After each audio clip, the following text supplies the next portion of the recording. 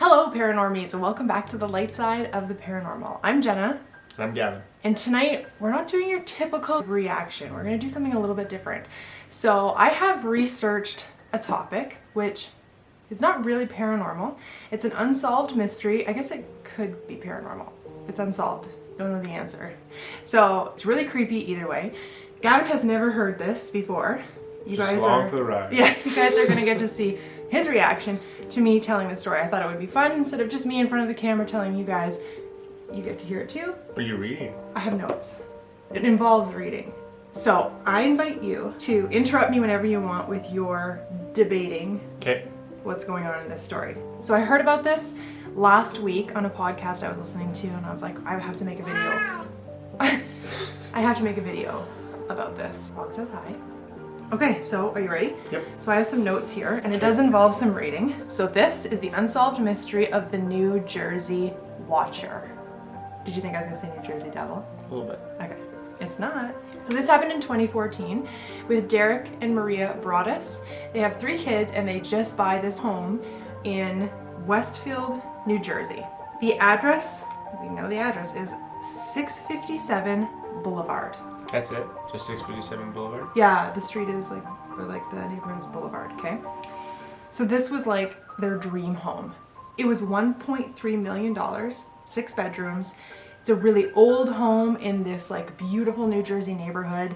And I don't know if it was a gated community or not, but it's that upscale type of community. So it's an old home, but Yes. brand new to them. Yes, there are pictures. I'm not gonna put this on here because I don't know how the copyright laws work, but if you Google 657 Boulevard, you'll see the house. So let me show it to you, okay? Okay. So it's like an older style home. That's how I pictured Huge. the Amityville Horror House. Yes, it is similar to like what you would picture that house looking Okay. like. So 3 days after the sale closes, they haven't moved in yet. They're doing renovations. They are upgrading a lot of things before they move in, so they still have a lot of work to do before they actually move in. But Derek and Maria are there often with their kids, working on the stuff the kids are playing. It's late in the night, and Derek goes outside to check the mail. In the mailbox is a letter. In big block letters is written, "The new owner." So Derek goes inside, opens up. He thinks it's probably like a welcoming letter from somebody in the neighborhood, right? So he goes in the house and he reads the letter. I'm gonna read you the letter. You don't even know where this is going. No, Zagger's No, where? What are you? Where? Get What's out of your? the house right now. You don't belong here. We're not going anywhere. Oh yes, you are. They killed the dog. Then they killed the cat. So I'm not sure if stuff is being left out of this, but this is what I can find from this letter. It reads. Dearest new neighbor of 657 Boulevard, allow me to welcome you to the neighborhood. How did you end up here? Did 657 Boulevard call you to it with its force within? 657 Boulevard has been the subject of my family for decades now. And as it approaches its 110th birthday, I have been put in charge of watching and waiting for its second coming. My grandfather watched the house in the 1920s, and my father watched the house in the 1960s. It is now my time. Weird, right? Gets weirder. Who am I? There are hundreds and hundreds of cars that drive by 657 Boulevard each day. Maybe I'm in one. Look at all the windows you can see from 657 Boulevard. Maybe I'm in one. Look out of any of the many windows in 657 Boulevard at all the people who stroll by each day. Maybe I am one. You have children. I have seen them. So far I think that there are 3 that I have counted. Do you need to fill the house with young blood that I requested? Better for me. Was your old house too small for the growing family? Or was it greed to bring me your children? Once I know their names, I will call them and draw them to me. Signed, the Watcher. That's pretty crazy, right? Look at the return address. There is no return address, okay? That's Obviously, that's the end of the letter, okay? So now Derek is like freaking out, okay? So obviously someone's stalking them. He's like running, it's late at night, it's dark. He's running around, shutting blinds, like closing lights, like man diving like on the ground, right? Like, shut up, dear wife, you know? Like, don't talk too loud. I should just sit down, grab a piece of paper and like a feather pen. Dear Watcher. Dear Watcher. And then put it back into the mailbox. Yeah. After this had happened, their first thought was, obviously they called the police. So the police came and they were just kind of like, I think the policeman who showed up read it and was like, what the hell is this? And he was like, I don't know, man, you tell me, right? And they just didn't really know what to do with it. I mean, what can you do, right? Derek and Maria Broaddus contacted the previous owners, the Woods family. And they asked them if this had ever happened to them, and they were like, no, never in 23 years. I think they said they lived there for 23 years. Did we ever receive a letter? Never. Yeah, never. Except for one, a few days before we moved. And they were like, what the hell? And they were like, yeah, we didn't really think much of it and we threw it out. It isn't released what that letter ever said because the Broaddus family never got to see that letter. The Woods family had thrown it out. Did the Woods family say what it was or anything? I couldn't find that. I looked for that. I couldn't find it. But they also said that they never felt watched when they lived there. They even said that they never felt the need to even lock the doors. And they thought it was weird, but they threw it out. The Woods family went with the Broaddus family to the police station again and mentioned that they had received this letter as well. And so they were advised not to mention anything to their neighbors because now everybody's a suspect.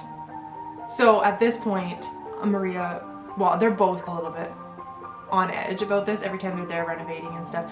Maria doesn't let the kids get too far when they're playing outside. She's always calling them back. She's always keeping an eye on them. Like they're on edge a little bit and they're paying attention to everything going on. So 2 weeks later, after they received this first letter, they still hadn't moved in yet. They're still doing upgrades and they received the second letter. Okay, so it was really hard to find the actual full letters in length, start to finish. So I've pieced together as best as I can, okay? So you can't really find them complete letters. Because it's just a story? You mean fake? No, because I don't think they weren't released as full, like taking a picture, here's the letter, because I think it's police evidence now. They've taken the letters, the police. Oh, because it's an unsolved mystery. Yeah. Maria found the second letter in the mailbox. She noticed the same writing, and obviously, your heart is in your throat. And this is letter number 2, okay? Welcome again to your new home at 657 Boulevard. The workers have been busy, and I've been watching you unload carfuls of your personal belongings. The dumpster is a nice touch. Have they found what's in the walls yet? In time they will. He goes on to name their names, misspelled, which tells us that he's heard them, not seen them on mail or anything. So he's somehow hearing them. I'm pleased to know your names now, and the names of the young blood you have brought to me. You certainly say their names often. In the letter, he mentions it doesn't have their names. Obviously, they're trying to keep their kids as much out of this as possible.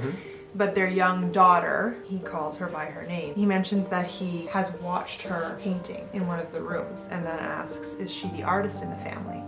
Now, apparently, where she was painting, there was no windows. So he also said, 657 Boulevard is anxious for you to move in. It has been years and years since the young blood ruled the hallways of the house. Have you found all of the secrets it holds yet? Will the young blood play in the basement, or are they too afraid to go down alone? I would be very afraid if I were them. It's far away from the rest of the house. If you were upstairs, you would never hear them scream. Will they sleep in the attic?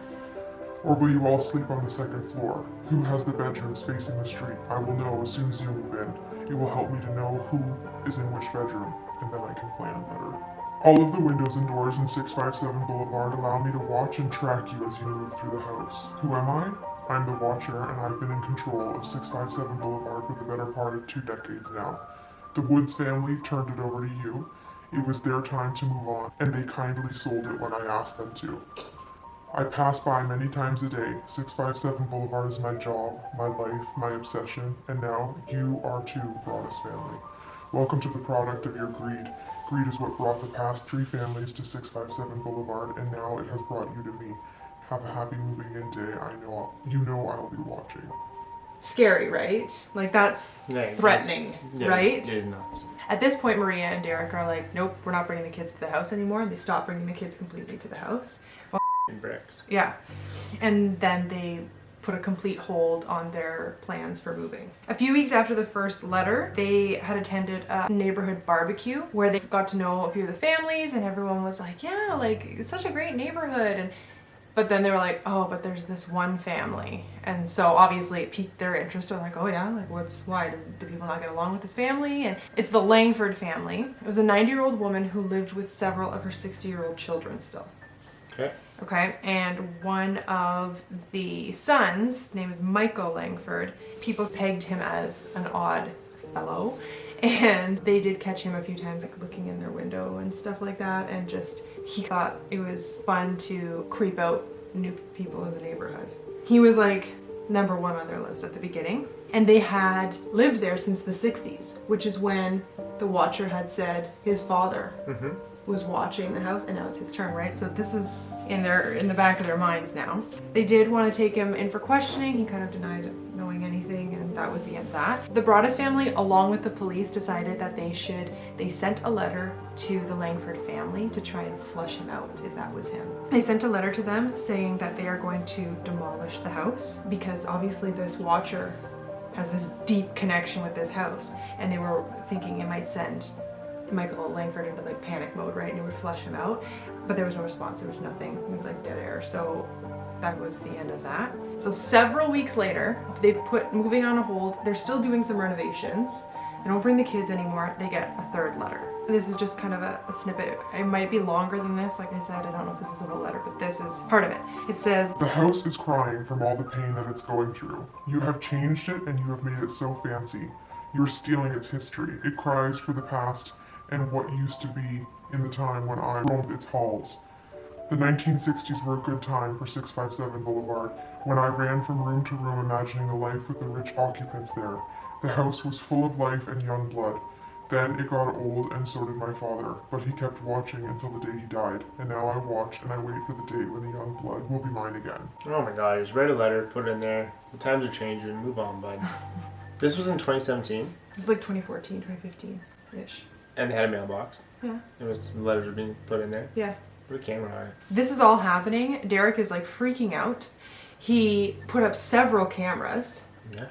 He hired somebody who is like ex-Navy or ex-military or something, just like was like working out in the front yard constantly.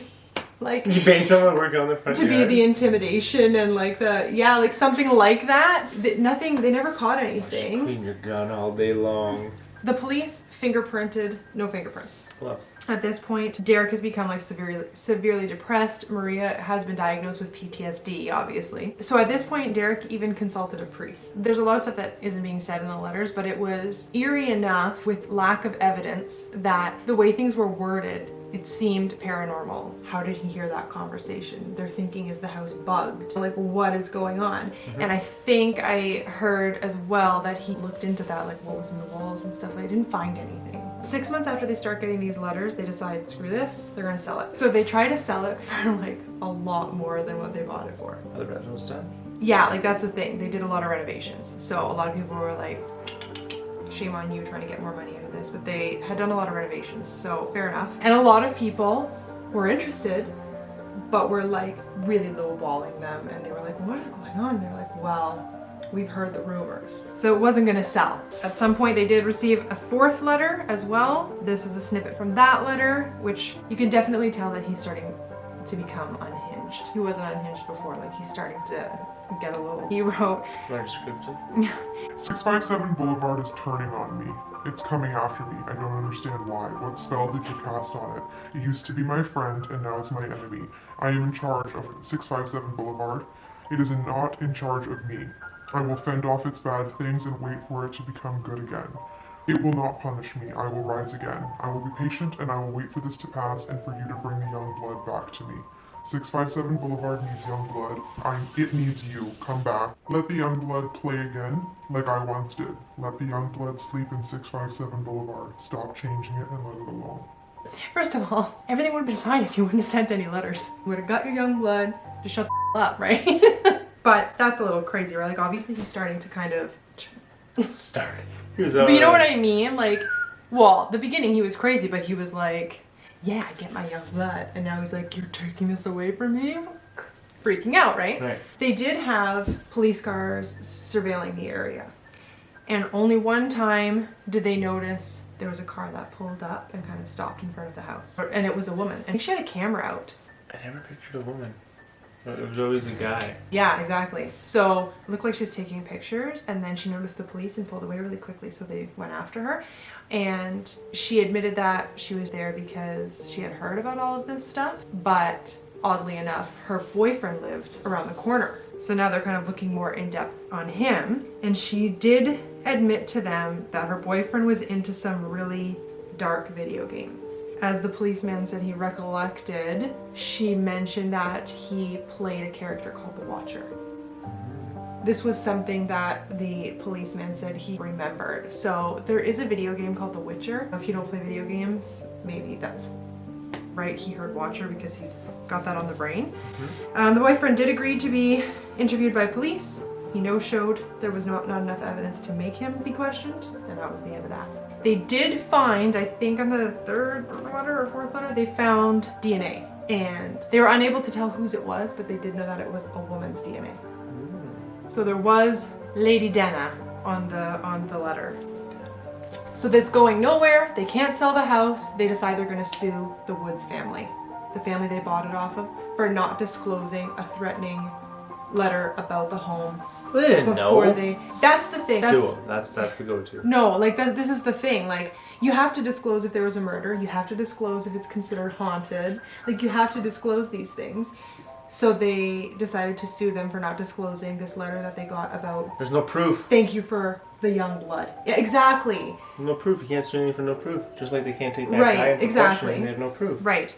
And it did say in the letter that they received that he had personally requested from the Woods that they bring in young blood and stuff. So they're like, is he working with them? Are they lying about not knowing anything about this? Right? Like, is this some type of paranormal or like sacrificial thing going on where they need kids in the house for some type of sacrifice or something? Do you know what I mean? They're upset, so they decide to sue the Woods. So in this mix of things, a local reporter, found this complaint that they put in like the lawsuit. It had part of the letters, and so this like reporter just went and made an article about it, and it started like this media frenzy around the house, and there was people outside taking pictures all the time. Like, it was crazy. And this is around the time I think that the fourth letter came, like where he was unhinged, where he was just like, this is crazy. At this time, they have to move out of their house. They're supposed to be moving into their new house, and they don't. So they have to move in with friends. Who's this? The Broaddus family. They still have not moved in. And now their old house is closed, and they have to leave their old house. So they move in with friends. Soon as they move in with friends, I think it was Maria's dad, one of their dads, has a heart attack.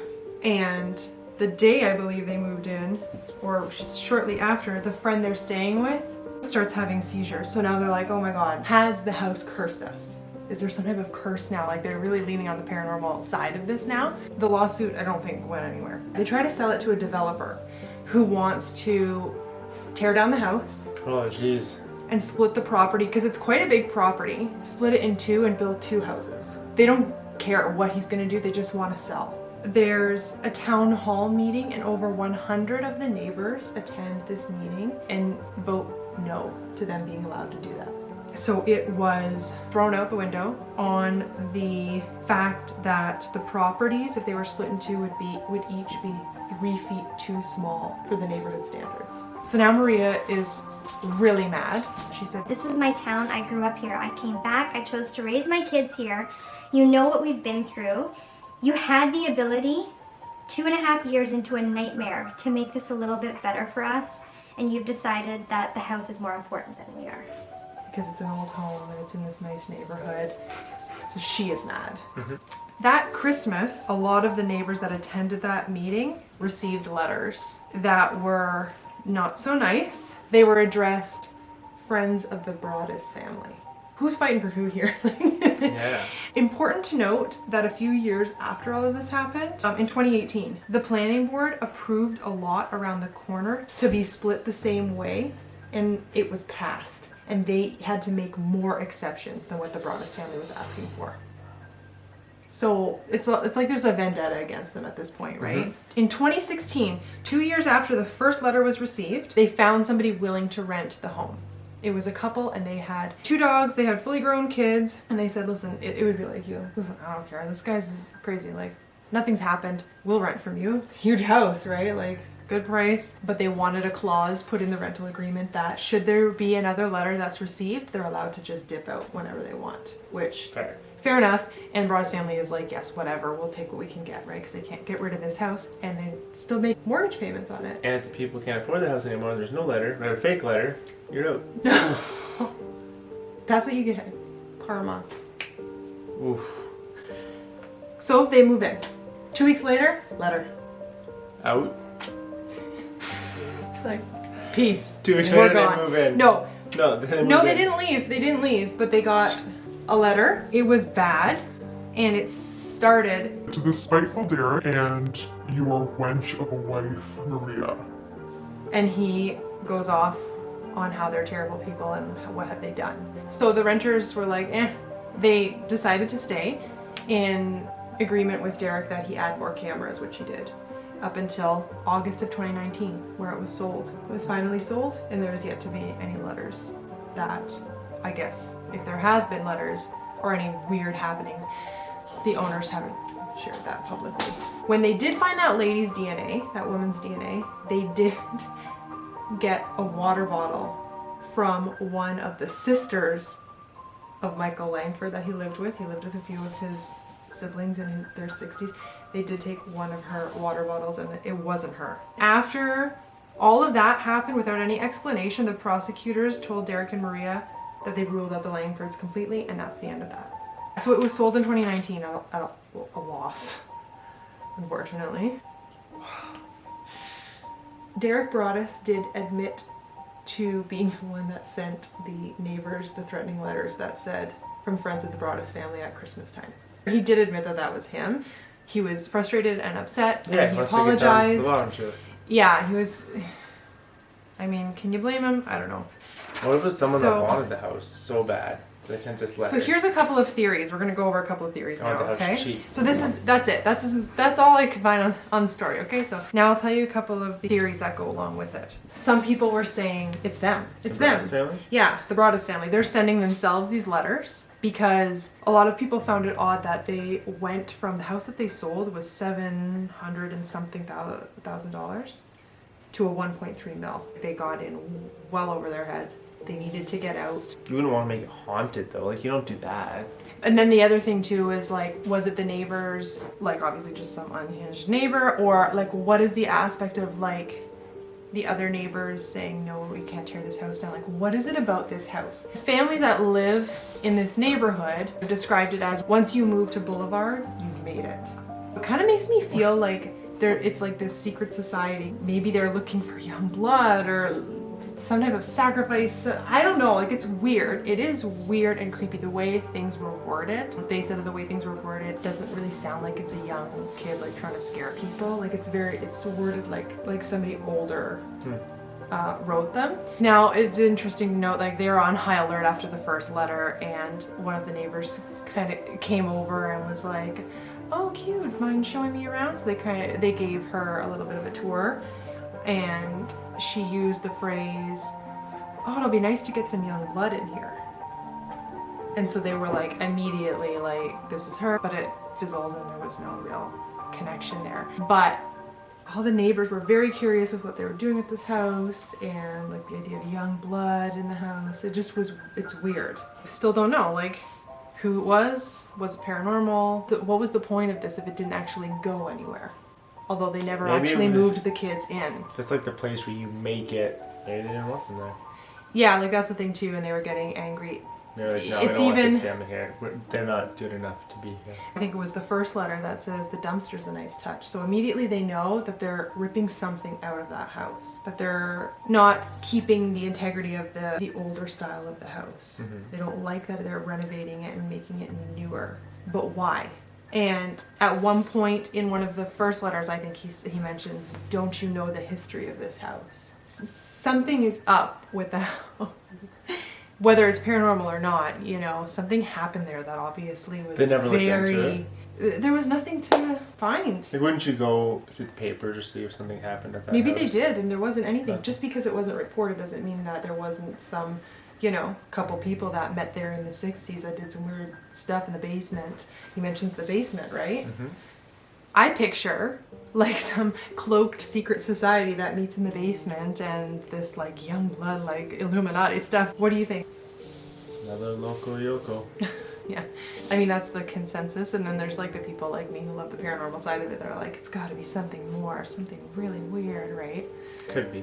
Let me know what you guys think in the comments down below. Have you heard this story before? Do you know information that I didn't mention? Did I mess it up? It's highly likely I did. No, I did the best I could getting all the information, but man, it's hard to find like a solid article that gives you all the information. So I was like doing a lot of research on this to kind of grab it all together. So I'm sorry if it's scattered, but I did the best I could. Unsolved.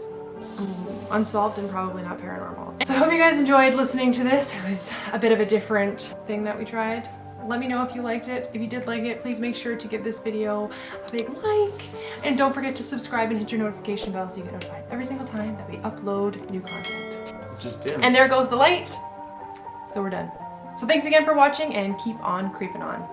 Bye guys.